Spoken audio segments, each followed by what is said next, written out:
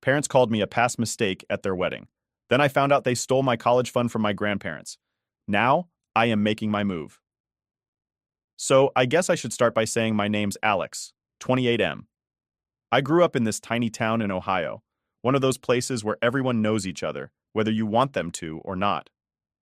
You walk into the local diner, and someone's already got your usual coffee order ready. It's the kind of place where news spreads faster than wildfire. My parents, Diane, 52F, and Robert, 54M, were the big stars back in the day. High school sweethearts, you know the type. Captain of the football team, head cheerleader, the whole small town love story. They got married right after high school, and for a while, they were the couple everyone looked up to. For the first few years, it was good, or at least, that's how it seemed to me as a kid. We had this cozy little house with a picket fence, the kind of house that felt like it came straight out of a cheesy movie. There were photos of the three of us all over the place, family barbecues, birthdays, Christmases by the fireplace. The works. If you looked at us from the outside, you'd think we were the perfect family, but, when you're a kid, you don't really notice when things start to crack. You just think everything's normal. I guess I started picking up on things when I was about 8 or so. I remember the first time I heard my parents really arguing. And not the usual stuff like whose turn it was to take out the trash or what show to watch. No, this was different. It was late at night and I was supposed to be asleep, but I heard their voices through the walls. My mom was yelling and my dad was yelling back. I don't remember exactly what they said, but I remember lying there, my heart pounding, feeling like something was really wrong. It was the kind of yelling that makes you feel small, like you just want to shrink and disappear. After that, the fights became pretty much a nightly thing. It didn't matter what time it was, their voices would echo through the house. Sometimes I'd hear plates clinking or a door slamming. I'd bury my head under my pillow trying to drown it out. But in a house that small, there's really nowhere to hide from it. The weird thing is, during the day, they'd act like nothing happened. My mom would still pack my lunch, and my dad would give me these half-hearted smiles before heading to work. It was like they were trying to keep the act going, but even as a kid, I knew something was off. Things really took a turn when my dad lost his job at the factory. The factory was basically the backbone of the whole town. Most of the people I knew worked there, including my dad, and when it shut down, it was like a domino effect. Suddenly, people were struggling, businesses were closing, and the whole place felt like it was falling apart. For us, it was like someone pulled the rug out from under us. My dad had been working there since high school, and he didn't have any other skills or training, so finding a new job wasn't easy. At first, I thought my dad was just going through a rough patch. I figured he'd be back on his feet soon enough. But weeks turned into months, and it was like he'd given up. He'd sit on the couch all day, staring at the TV, barely saying a word to me or my mom. Sometimes he'd just leave without saying where he was going, and when he came back, he'd look even more down. My mom started working more shifts at the diner to make up for the money we were losing, and the tension between them only got worse. It wasn't long before my grandparents noticed things weren't right. They lived nearby, both sets of them. My paternal grandparents, George, 75M, and Martha, 73F, had a small farm just outside town. They were the kind of grandparents you read about in stories. Grandpa George always had a story to tell, and Grandma Martha was constantly baking something. I'd go there a lot when things got too tense at home. I guess you could say it was my escape. Grandpa would help me with homework or show me how to fix things around the farm, and it felt normal. It felt safe. Then there were my mom's parents, Harold, 78M, and Betty, 76F, who lived in town. Grandpa Harold owned the hardware store. Small, but it was his pride and joy. He'd let me help out sometimes, teaching me how to fix little things like leaky faucets or loose hinges. Grandma Betty was one of those people who was involved in everything. Church bake sales, the animal shelter, you name it. She dragged me along to help, and at first I hated it, but over time it became another place where I felt like I belonged. Around that time, it was clear my parents were just done with each other. My mom was practically living at the diner, pulling double shifts, and when she was home, she'd barely look at my dad. I don't think I've ever seen two people who were so good at avoiding each other in such a small house. My dad wasn't much better. When he was home, he'd either be out in the garage, fiddling with who knows what, or he'd be passed out on the couch. It was like they were pretending I didn't exist, or maybe they just didn't have the energy to care anymore. I remember one night, when I was about 10, my mom came home from work and found my dad in the same spot he'd been in that morning, sprawled out on the couch, empty bottles around him. She lost it. I'd never heard her scream like that before, and I don't think I ever will again. She threw one of the bottles against the wall and it shattered, pieces flying everywhere. I just stood there in the hallway, frozen, feeling like I shouldn't be there but unable to move. That night, she packed a bag and left for my grandparents' house. The next day, she filed for divorce. I overheard her on the phone with her lawyer, and even though I didn't understand everything at the time, I knew this was it. My family was falling apart. The divorce was a nightmare. They fought over every little thing: the house, the car, even the old couch that was barely holding together. It felt like the only time they spoke to each other was when they were arguing about who would get what. During all that, I practically lived with my grandparents. It was like I was in limbo, bouncing between houses, trying to find some kind of normal in all the chaos. My grandparents did their best to keep me out of it, but there's only so much they could do. The court stuff went on for what felt like forever, and by the time it was all over, my parents were like strangers to me. They split custody, but they were too busy fighting their own battles to pay much attention to me. I'd go back and forth between their houses, but honestly, I spent most of my time with my grandparents. They were the only ones who seemed to care about how I was doing. They'd take me fishing, teach me stuff about the farm, and keep me busy so I wouldn't think about the mess my parents had made of everything. I clung to those moments, trying to hold on to the feeling of being a part of something normal.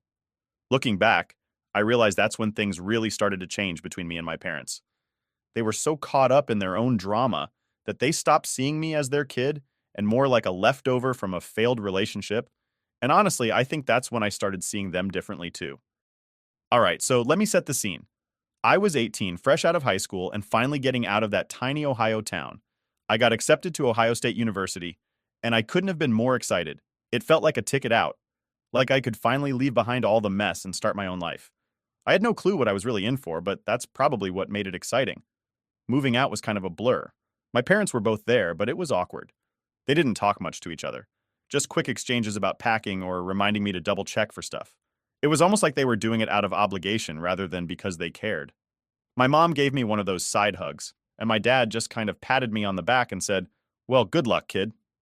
That was it. I thought it was strange, but I was too eager to leave to really think about it. College was everything I hoped it would be, and then some. I met my roommate, Tom, who'd end up being my best friend for life, and we clicked instantly. We bonded over video games and sci-fi movies, the kind of stuff I never really got to enjoy back home. It was like, for the first time, I had a real friend who wasn't tied up in all the family drama. Tom and I would stay up late playing games, and we became like brothers. I felt like I was finally building something for myself, something separate from my parents and all their issues. At first, I'd call my parents every couple of weeks. It felt like the right thing to do, you know? I was trying to stay connected, even if things were weird between us. But those calls never really felt like anything. My mom would ask if I was keeping up with my studies, and my dad would ask if I was staying out of trouble. And that was about it. No real warmth, no, "we miss you," or "come visit when you can." Just quick, almost business-like conversations. I started spacing out the calls because it felt pointless. I'd call on birthdays and holidays, and they'd do the same. But there wasn't much else beyond that. It was a few months into my freshman year when I started noticing things felt off. I remember scrolling through Facebook during a study break, and I stumbled upon a post that threw me for a loop. It was my mom, dressed in a wedding gown, and she wasn't standing alone. Right next to her was Mark, the guy she'd been seeing for a couple of years. They were smiling, all lovey-dovey, and the caption read, "Just married, excited for our new beginning." I just stared at the screen for a few seconds, trying to wrap my head around it. My first reaction was confusion. I mean, yeah, I knew she was dating Mark, but marriage? I had no clue they were that serious. I kept thinking, wait, when did this happen? And why the hell didn't she tell me? I felt a knot form in my stomach. I scrolled through the comments, expecting to see something, anything, about me. But nope, there were just the usual congratulations from people in town. Not a single mention of why her only son wasn't there. It felt like a punch to the gut. I called her right away, but it went straight to voicemail. I shot her a text, something like, "Hey, I just saw your post. When did you get married? Why didn't you tell me?" I tried to keep it casual, but honestly, I was hurt. I waited for a reply, but hours went by, then days. Nothing. It was like I didn't even exist. It took her almost a week to respond, and when she did, her excuse was that they had kept the wedding small and private and that things had been so hectic, they forgot to invite me. Forgot? I remember staring at my phone, feeling my face get hot.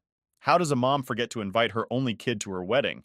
It didn't make any sense, and I was furious. But at the same time, it was like part of me wasn't surprised. It just felt like another way they were pushing me further out of their lives. I tried to move on, but it was hard to shake off.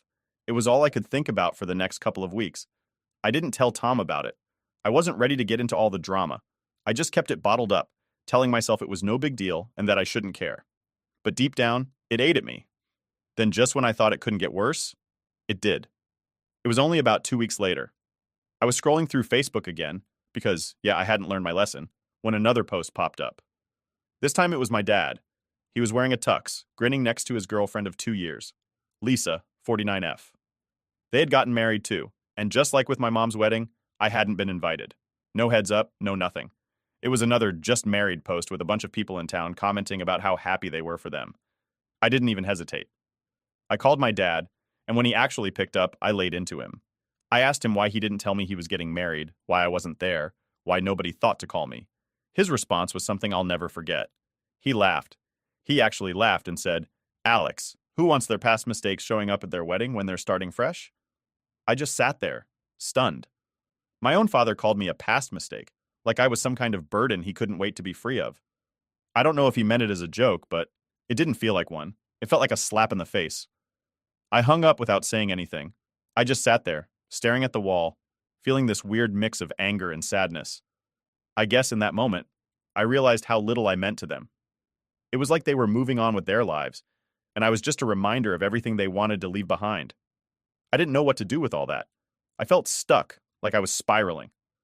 I tried to distract myself with school and work, but it kept gnawing at me. So I called my grandparents. They've always been my safety net, and I needed to hear their voices. I asked them if they knew about the weddings, and to my surprise, they were just as shocked as I was. Turns out, they only got invited last minute, like days before each event. And when they asked about me, my parents told them I was too busy to come. That was when everything started to click. My parents had lied to them too. My grandparents were furious, and honestly, so was I. But beyond the anger, there was this deep sinking feeling. It felt like my parents had decided, somewhere along the line, that I didn't fit into their lives anymore. They'd both moved on and found new people, and there was no room for me in their new lives. Hearing my grandparents so upset made me realize that it wasn't just me they were cutting out. They were pushing away everyone who had ever cared about them. It was like they were burning bridges left and right, and we were all just caught in the fallout. At that point, I didn't know what to think. I was hurt, angry, and confused all at once. I didn't know why they were doing this, but one thing was clear. This wasn't just a misunderstanding. It was a choice they made, and I was the one left picking up the pieces. So, after the whole wedding disaster, I needed answers. My parents' behavior was so out of line that it felt like there had to be more going on. Why were they acting like I was nothing to them? And why did they lie to my grandparents about me being too busy to attend their weddings? None of it added up. I was sick of feeling like an outsider in my own family, and I decided I was done sitting around feeling sorry for myself. I flew back to Ohio to see my grandparents. It had been a while since I'd been home, and even though the memories of my parents' mess made me dread going back, I felt like I needed to be there. When I stepped off the plane and saw the familiar sights, the tiny regional airport, the faded posters advertising local tourist traps, the single luggage carousel squeaking as it circled, I felt a weird mix of nostalgia and anger. I had so many good memories here, but it felt like everything was tainted now. My paternal grandparents, George and Martha, picked me up. They were happy to see me, but I could tell they were worried too. Grandma Martha kept asking if I was eating enough, if I was taking care of myself, and Grandpa George kept making jokes, trying to keep the mood light. But even in the car ride back to their farm, I could feel this tension, like we all knew there was something we needed to talk about, but no one wanted to start. When we got back to their place, it was like stepping into a time capsule. Everything was just as I remembered. The old farmhouse, the porch swing, even the smell of fresh-baked bread coming from the kitchen. It felt like home in a way my parents' houses never did. We sat down at the kitchen table, and after some small talk, I decided to just rip the Band-Aid off. I asked them point blank why my parents didn't want me at their weddings, and why they had lied about me being too busy. That's when they both exchanged this look, and I could tell they had something they hadn't told me. Grandma sighed, and Grandpa rubbed the back of his neck like he was trying to figure out where to start. Finally, Grandma said, "Alex, there's something we need to tell you. We didn't want to get you involved, but it's time you know the truth." She pulled out a manila folder from the drawer by the table and handed it to me. Inside were a bunch of papers, legal documents, signed agreements, and receipts. At first, I didn't know what I was looking at. Then, it hit me. These were loan agreements. the kind of stuff people sign when they're borrowing a lot of money. And at the top of one of the documents, I saw my parents' names and the words college tuition. Turns out my grandparents had lent my parents a significant amount of money when I got accepted into Ohio State. My parents told them they couldn't afford to pay for my education on their own, so my grandparents agreed to help, thinking they were investing in my future. The loan was supposed to cover my tuition, but when I added up the numbers, it was way more than what college should have cost. I felt my hands tighten around the papers as I realized my parents had taken advantage of them. Grandpa leaned forward and said, "We wanted to help you, Alex. We thought it would be good for you to know your parents had a hand in your education, that they were supporting you. We hoped it might bring you all closer." Grandma nodded, her eyes looking sadder than I'd ever seen. "But your parents haven't paid back a single dime. It's been 6 years since you graduated, and they've made no effort." Hearing that made me feel sick. I'd gone all these years thinking my parents had scraped and saved for me, that they were the ones who sacrificed. But it wasn't them, it was my grandparents, and they had lied to me the whole time. I felt my face heat up, my chest tight. It was like everything I'd believed about my parents just crumbled right there at that kitchen table. I asked them why they hadn't told me sooner. Grandma explained that they didn't want to put me in the middle of it. They knew my relationship with my parents was already strained, and they hoped my parents would eventually do the right thing and start paying back the loan. "We didn't want to cause any more damage, especially when you were doing so well in school and starting your own life," Grandpa said. "But after what they did with the weddings and the lies, we couldn't keep quiet anymore." I didn't know what to say.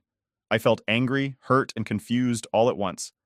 It was like every time I thought I'd hit rock bottom with them, there was always something worse. I felt stupid for not seeing it earlier, for believing they cared about me even a little. I could tell my grandparents felt guilty for not telling me, but I didn't blame them. They were only trying to protect me, unlike my parents, who were clearly only looking out for themselves. I stayed silent for a while, just staring at the papers. My grandparents let me sit with it, not pushing me to say anything. When I finally spoke, I asked what they planned to do next. That's when Grandpa told me they were considering taking legal action. They'd reached out to an old friend of his who was a lawyer, and he said they had a strong case. There was a clear breach of contract, and given the amount of money involved, they could sue for repayment. Hearing that was a mix of relief and anxiety. On one hand, I felt glad my grandparents were finally standing up for themselves. They'd done nothing but help my parents, and they deserved justice. But on the other hand, it felt like things were about to get even messier. A lawsuit meant dragging everything out into the open, and in a town like ours, people talked. A lot. I knew this was going to become the latest gossip, and I felt bad for my grandparents having to deal with all that. I asked them if they were sure about going through with it, and Grandpa nodded. "Alex, we can't let them get away with this. They've taken advantage of our kindness, and they've hurt you in the process. It's time they face the consequences." Grandma squeezed my hand and said, "We've always been there for you, and we're not going to let them do this to you or us any longer." That night, I stayed up late, sitting on the porch swing, staring up at the stars like I used to when I was a kid. But instead of feeling the calm I usually did, all I felt was anger. I couldn't believe how selfish my parents had been. They didn't just steal money, they stole trust. And the worst part? They tried to make me believe they were the ones who had sacrificed for me. It was like they were rewriting history, and I was the fool who bought it all. The next morning, we drove over to my maternal grandparents' house to fill them in. They were just as upset, maybe even more so. Grandpa Harold, the practical one, had already spoken with his lawyer friend and was all set to move forward. He said what my parents did wasn't just morally wrong, it was illegal. "We're going to make sure they pay for this," he said, and there was a determination in his voice I hadn't heard before. I left that visit knowing things were about to get intense. It felt like everything was coming to a head, and there was no way to avoid it now. My parents had crossed too many lines, and I was done letting them walk all over the people I loved. After everything I'd learned about my parents using my college fund, and with my grandparents ready to sue, things felt tense, like a storm was coming. I wasn't sure how it'd all play out, but I knew one thing. I couldn't just sit back and watch it unfold from a distance. I wanted answers. And more than that, I needed to confront my parents face to face. I wanted to see how they'd react when they realized they couldn't keep hiding behind lies. It didn't take long for my parents to catch wind that I was back in town. In a place like ours, news spreads fast, and I'm sure some relative or well-meaning neighbor must have let it slip. Anyway, it wasn't a surprise when my parents showed up at my grandparents' farm. completely uninvited. I was out back fixing one of the fences when I saw their car pull up, and immediately I knew this was going to be a mess. My grandparents, George and Martha, came out of the house when they saw my parents step out of the car. I could feel the tension even before anyone said a word. My dad was the first to speak. He had this forced smile, like he was trying to act friendly, but it didn't reach his eyes. "Hey, Alex, can we talk?" he said, his tone so casual it made my skin crawl. I wasn't buying it for a second. I exchanged a look with my grandparents, and we all knew this wasn't the place to have it out. We didn't want to drag everything into the open right there in the driveway. So, after a quick discussion, we agreed to meet them at the local diner later that day. It was a neutral ground, and more importantly, it was public. I figured they'd be less likely to cause a scene if we were surrounded by people. When we got to the diner, my parents were already there, sitting in one of the corner booths. My mom was fidgeting with a napkin, and my dad had his arms crossed, staring out the window. It was weird seeing them like that, so put together, but clearly uncomfortable. It was like they were dreading what was coming, which made me think they knew exactly why we were there. We sat down, and for a moment, it was just silent. You could hear the clinking of dishes and the quiet hum of the diner's AC, but no one at our table said anything. Finally, my mom broke the silence, putting on this fake smile and saying, "It's so good to see you, Alex. We've missed you." The words felt so hollow. I wanted to laugh, but I just stared at her, not even bothering to respond. I wasn't interested in small talk. I got straight to the point. "Why didn't you tell me about the weddings?" I asked. "And why did you tell Grandma and Grandpa that I was too busy to come?" My dad scoffed and leaned back, crossing his arms tighter. "You know, Alex, we wanted a fresh start. We didn't think dragging our past mistakes into it would be helpful." That word again. Mistakes. I felt my fists clenching under the table. My mom jumped in, trying to smooth things over. "It wasn't like that, Alex. We just thought you wouldn't want to come. You've been so distant lately, and we figured it was better this way." She gave me this look, like she was trying to make me feel guilty for not being more present in their lives, and it made my blood boil. "You didn't invite me because you wanted a fresh start," I shot back. "You didn't invite me because you were ashamed and you didn't want to face the truth about everything you've done." My dad rolled his eyes and muttered, "Here we go." That's when I brought up the college fund. I told them how I'd found out they borrowed money from my grandparents and never paid it back. Their faces dropped. My mom's eyes widened, and my dad's jaw tightened. They knew they'd been caught. Instead of apologizing or showing any kind of remorse, they started making excuses. My mom said, "We always meant to pay it back, but we hit hard times and it just got complicated." She acted like it was no big deal, like borrowing a huge sum of money and not paying it back was just a small misunderstanding. My dad, on the other hand, tried to downplay the whole thing. "It's just money," he said, shrugging. "I'm sure your grandparents are fine without it." That was the last straw for my grandparents. Grandma Martha, who'd been sitting quietly the whole time, finally spoke up. She looked my dad straight in the eye and said, "It's not just money, Robert, it's trust. We trusted you to do right by Alex, and you didn't. You've done nothing but lie and take advantage of us." I've never seen my grandparents look so angry, and I think it shocked my parents too. My mom tried to put on the waterworks, her eyes filling with tears as she said, "We never meant for any of this to happen. We were just trying to get by, and we thought things would turn around." She reached for my hand, but I pulled back. I wasn't going to let them manipulate me with their fake apologies and crocodile tears. My dad, seeing that this tactic wasn't working, got defensive. "You know what? Maybe if your grandparents didn't hold on to their money so tightly, we wouldn't be in this situation." He slammed his fist on the table, making the silverware rattle. At this point, people in the diner started glancing our way. I could feel the heat rising in my face, not just from the anger, but from the embarrassment of having this scene play out in front of everyone. Grandpa George stood up, his voice firm. "That's enough. We're done here. We've given you enough chances, and you've done nothing but take and lie. The next time we meet, we'll be in court." My parents looked stunned, like they couldn't believe my grandparents were actually following through. My mom tried to say something else, but my grandparents walked out, and I followed. As we left, I could hear people whispering. In a small town, it doesn't take much for a rumor to start, and I knew by the next morning, everyone would be talking about how my parents' dirty laundry was being aired out in the middle of the diner.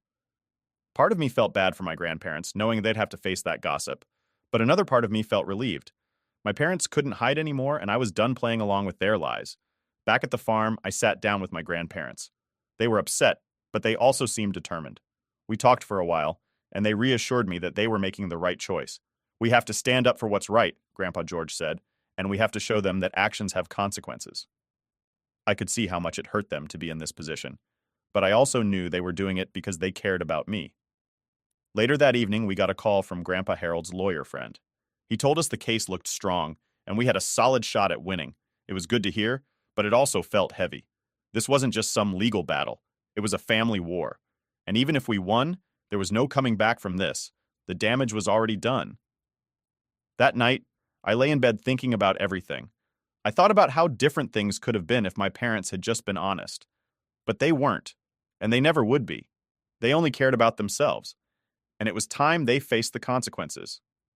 I knew things would get messy, and I knew the town would talk, but for once, I didn't care. I was done covering for them. It was time for them to finally take responsibility for everything they'd done. Update 1. The lawsuit started moving fast. Grandpa Harold's lawyer friend didn't waste any time. He knew what he was doing, and with all the evidence we had, he was confident we'd win. But the whole thing felt like a cloud hanging over us. Even though my grandparents and I were prepared, I couldn't shake the feeling that this was going to get uglier before it got better. And well, I was right. My parents must have realized they were in serious trouble because they started calling nonstop, using numbers I didn't recognize since I'd already blocked their regular ones. I ignored most of the calls, but one day they left a voicemail that stood out. My mom's voice was shaky, almost desperate, and she said something like, "Alex, please, we need to talk. This lawsuit is ruining everything. We just want to make things right." I rolled my eyes, listening to her pleading, knowing it was just another attempt to manipulate me. A few days later, my grandparents got a similar call. This time, my dad was the one practically begging. "If this goes through, we'll lose everything," he said. "We're already struggling, and if the court rules against us, we're done for." He tried to guilt trip them, talking about how their new lives were falling apart because of the lawsuit. It was all very poor us, and not once did he apologize for what they did. They were only sorry because they got caught. Despite all that, my grandparents stayed firm. They told them if they wanted to talk, they'd see us in court. That was the end of it, and we didn't hear from them again after that, at least not directly. But of course, it's a small town and nothing stays quiet for long. Gossip was spreading everywhere, and before we knew it, people were picking sides. Some folks thought my grandparents were doing the right thing, standing up for what was owed. But others, especially people close to my parents, accused us of being vindictive and trying to ruin their lives. I tried to ignore the chatter, but it was hard. Every time I went into town, I'd catch people staring or whispering. One time I overheard someone say, "It's a shame what they're doing to their own son, but I guess that's what happens when money's involved." It was infuriating, knowing that some people still saw my parents as victims, even after all the lies and manipulation. But I kept reminding myself that this wasn't about what people thought. It was about getting justice for my grandparents. The court date finally came, and it felt like everyone in town knew about it. My grandparents, their lawyer, and I all showed up early. We were prepared for a long, drawn-out fight, but when we got there, we saw my parents sitting outside the courtroom, looking completely defeated. My dad was staring down at the floor, and my mom was holding her head in her hands. They didn't even look up when we walked past. Just as we were getting ready to go in, their lawyer approached us. He asked if we could talk privately before the hearing started. My grandparents agreed, but I could tell they were on edge, and honestly, so was I. We followed him into one of those side rooms, and when we sat down, he started laying it all out. Apparently, my parents had hit rock bottom. My mom's boss at the diner had caught wind of the lawsuit through town gossip, and she ended up losing her job. My dad had been forced to sell his truck, which was pretty much the only asset he had left, and he'd taken a low-paying job just to make ends meet. But that wasn't the kicker. Both of their new spouses had walked out on them. When they found out about the lawsuit and the money my parents owed, they bailed. My parents were left with nothing, and they were desperate to avoid further ruin. The lawyer told us they wanted to settle. They were willing to pay back every cent they owed, plus interest, by selling their houses and cars. They also promised to write formal apologies to me and my grandparents, admitting their wrongdoing. It was a lot to take in. Part of me felt this rush of satisfaction, like they were finally facing the consequences of their actions. But another part of me felt this weird sense of sadness. I mean, it was my family. And even though they'd hurt me so much, seeing them fall apart like this was rough. My grandparents and I talked it over with our lawyer. We had the upper hand and we could have pushed for more, But in the end, my grandparents decided to accept the settlement. I think they just wanted it all to be over. They'd been through enough, and they didn't want to drag things out any longer than they had to. It was a chance to put this whole ugly chapter behind us, and they took it. The next day, my parents signed over their assets and handed in the written apologies. I remember reading my dad's letter, and for the first time, it felt like maybe he understood what he'd done. He wrote about how he knew he'd failed me as a father, and how he regretted calling me a mistake. My mom's letter was similar. She admitted to using me as an excuse to get money from my grandparents and apologized for all the lies. It was weird reading those words, seeing them finally own up to everything. But at the same time, it didn't feel like enough. After everything was signed and settled, my grandparents invited my parents to join us for lunch as a kind of peace offering. I wasn't sure it was a good idea, but I went along with it. We met at the same diner where everything had blown up before. The atmosphere was heavy, and no one really knew what to say. My parents looked like shadows of their former selves, exhausted and broken. We tried to make small talk, but it was awkward, with long silences that felt like they lasted forever. At one point, my mom reached across the table, like she wanted to hold my hand. I pulled back, and she gave me this look of hurt. "Alex, we really are sorry," she said quietly. "We know we messed up, and we're trying to fix it." I nodded, but I didn't say much. It wasn't that I didn't believe her. It's just that the trust was gone. Words weren't going to fix that. It would take time, and honestly, I wasn't sure if time was enough. We wrapped up the lunch with polite goodbyes. My grandparents hugged my parents, but I kept my distance. I could see they were trying, and maybe one day things would be different. But right then, I needed space. I'd spent so many years trying to be a part of their lives, only to get pushed aside. Now it was my turn to step back and figure things out for myself. The next few weeks felt like a blur. My grandparents got the money from the settlement, and they were finally able to relax, knowing they'd get back what was owed to them. I went back to Chicago, but this time, I made a promise to visit my grandparents every other weekend.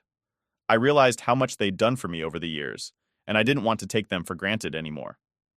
They'd shown me what real family looked like, people who stuck by you no matter what, even when things got rough. As for my parents, I decided to keep my distance. I told them I needed time and space to heal, and that if there was any chance of a future relationship, it'd depend on their actions, not just their words. It was hard to walk away, but I knew it was the right thing to do. In the end, this whole experience taught me a lot. It showed me that blood doesn't always make a family, actions do. And sometimes the people who hurt you the most are the ones who are supposed to protect you. But it also showed me that there are people who will stand by you no matter what. For me, those people are my grandparents, and I'm lucky to have them. So, that's where things stand. The lawsuit is behind us, my parents are dealing with the fallout of their choices, and I'm focusing on the people who actually care about me. It's not the ending I wanted, but it's the one I got, and for now, that's enough.